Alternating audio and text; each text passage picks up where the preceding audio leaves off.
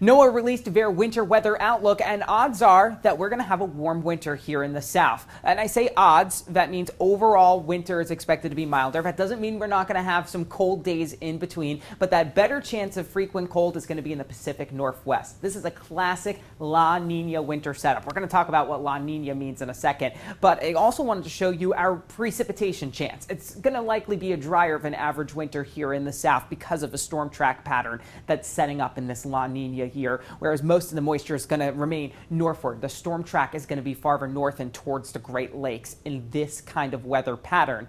And this is significant because we have gone a very long time without an inch or more of snow in Colombia, actually ranking #1 longest stretch on record. Almost, if we don't see snow this winter, it will be 3,000 days in a row, many, many years since 2014 that we have gone without snow. And we've never done that long of a stretch of years without an inch or more of snow in Colombia. So how does this La Nina potentially affect our weather here in the southeast? Well, even though it's in the Pacific Ocean is huge. And so when you have cooler than average water temperatures in the central Pacific right along the equator, that's something meteorologists watch out for as a weather pattern. This can drive the atmospheric pattern because what it creates is stronger trade winds in the tropics and a bigger area of high pressure in the poles because all of that air is being redistributed, so it's higher pressure. And what this does is it displaces the jet stream northward.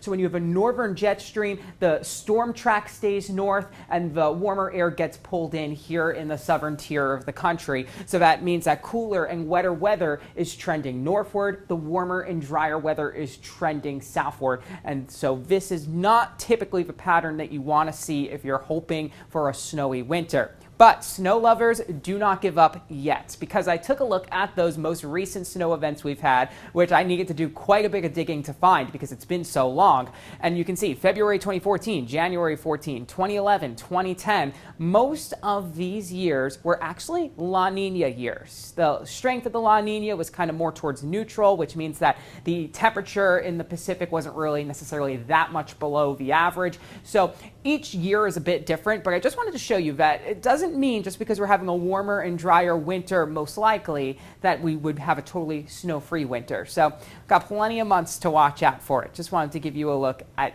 NOAA's outlook in October. For News 19, I'm meteorologist Alex Calamia.